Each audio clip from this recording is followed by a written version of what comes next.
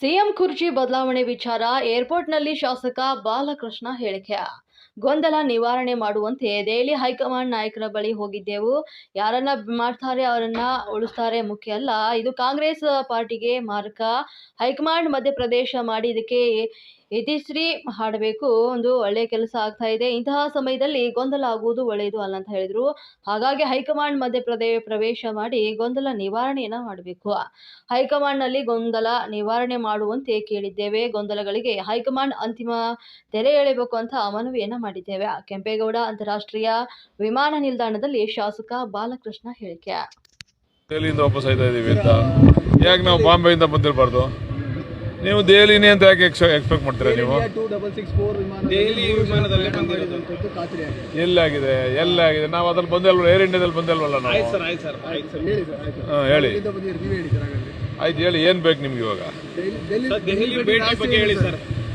ಇಲ್ಲ, ದೆಹಲಿ ಭೇಟಿಯ ಉದ್ದೇಶ ಏನು ಅಂತಂದ್ರೆ ಏನೀಗ ಗೊಂದಲ ಇದೆಯಲ್ಲ ಇದನ್ನ ನಿವಾರಣೆ ಮಾಡಬೇಕು ಅಂತೇಳಿ ನಾವು ಹೈಕಮಾಂಡ್ ಬಳಿ ಇದ್ರ ಬಗ್ಗೆ ಚರ್ಚೆ ಮಾಡಬೇಕು ಅಂತ ಹೋಗಿದ್ದೀವಿ. ಯಾಕಂದರೆ ಇದೇನಾದರೂ ಒಂದು ಅಂತಿಮವಾದಂಥ ತೀರ್ಮಾನ ಆಗಬೇಕು. ಇದು ಯಾರನ್ನ ಮಾಡ್ತಾರೆ ಯಾರನ್ನ ಇರಿಸ್ತಾರೆ ಅನ್ನೋದು ಮುಖ್ಯ ಅಲ್ಲ. ಕಾಂಗ್ರೆಸ್ ಪಾರ್ಟಿಗೆ ಇದು ಮಾರಕ ಈ ಸನ್ನಿವೇಶ. ಅದಕ್ಕೆ ಹೈಕಮಾಂಡು ಮಧ್ಯಪ್ರವೇಶ ಮಾಡಿ ಇದಕ್ಕೇನಾರು ಒಂದು ಇತಿಶ್ರೀ ಆಡಿ ಒಂದು ಈಗ ಕೆಲಸಗಳು ನಡೀತಾ ಇದ್ದಾವೆ, ಒಳ್ಳೆ ಸರ್ಕಾರ ಕೊಡ್ತಾ ಇದ್ದಾರೆ, ಒಳ್ಳೆ ಸರ್ಕಾರ ಇದೆ. ಇಂಥ ಸಂದರ್ಭದಲ್ಲಿ ಗೊಂದಲಗಳು ನಿವಾರಣೆ ಮಾಡಬೇಕು ಅಂತಕ್ಕಂಥ ಉದ್ದೇಶದಿಂದ ಹೈಕಮಾಂಡ್ಗೆ ಭೇಟಿ ಮಾಡಿ ಮಾತಾಡಲಿಕ್ಕೆ ನೀವೇ ಮಾಧ್ಯಮದಲ್ಲಿ ತೋರಿಸ್ತಾ ಇದ್ದೀರಲ್ಲ, ನಮಗೂ ಗೊತ್ತಿಲ್ಲ. ನೀವೇನೋ ಮಾಧ್ಯಮದಲ್ಲಿ ತೋರಿಸ್ತಾ ಇದ್ರೆ ಆ ಗೊಂದಲ ನಿವಾರಣೆ ಮಾಡಿ, ಮಾಧ್ಯಮದ ಗೊಂದಲ ನಿವಾರಣೆ ಮಾಡಿ ಅಂತ ಕೇಳ್ತಾ ಇದ್ದೀವಿ. ಡಿ.ಕೆ. ಶಿವಕುಮಾರ್ ಅವರು ಸಿಎಂ ಆಗಬೇಕು ಅಂತ ಸಾಕಷ್ಟು ಜನ ಒತ್ತಾಯ ಬೇರೆಯವರೆಲ್ಲ ಹೇಳಿದ್ರು. ತಾವು ಯಾರನ್ನ ಭೇಟಿ ಆಗಿದ್ರೆ ಏನ್ ಹೇಳಿದಿರ? ನಾವು ಹೈಕಮಾಂಡ್ನ ಭೇಟಿಯಾಗಿದ್ದೀವಿ, ಹೈಕಮಾಂಡ್ ಅಲ್ಲಿ ಕೇಳಿದ್ದೀವಿ ಗೊಂದಲ ನಿವಾರಣೆ ಮಾಡಿ. ಮೊದಲು ಇದು ನೀವು ಯಾರನ್ನ ಮುಖ್ಯಮಂತ್ರಿ ಮಾಡ್ತೀರಾ, ಯಾರನ್ನ ಇಟ್ಕೊಂತೀರಾ, ಯಾರನ್ನ ಬೇಡ ಅಂತೀರಾ, ಅದು ನಿಮ್ಮ ತೀರ್ಮಾನ, ಹೈಕಮಾಂಡ್ ತೀರ್ಮಾನ.